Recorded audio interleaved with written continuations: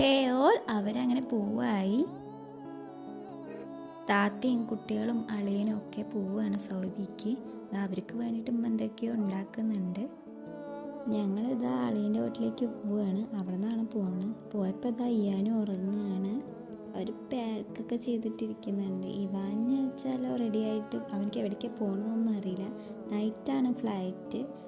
അപ്പോൾ അങ്ങനെ ഇറങ്ങി. ഞങ്ങൾ ഇടയിൽ ചായ കുടിക്കാനൊന്നും ഇറങ്ങിയിട്ടുണ്ടായിരുന്നു. കൊച്ചി എയർപോർട്ടിലായിരുന്നു പോകുന്നുണ്ടായിരുന്നത് അവർ. പിന്നെ കുട്ടികൾ പോണതിന് നല്ല വിഷമമുണ്ട്. ഇമ്മ ഫുൾ കരച്ചിലായിരുന്നു. അപ്പോൾ ഇവാന് കരയണ്ട എന്നൊക്കെ പറഞ്ഞ് ഇമ്മാനെ സമാധാനിപ്പിക്കുന്നുണ്ടായിരുന്നു.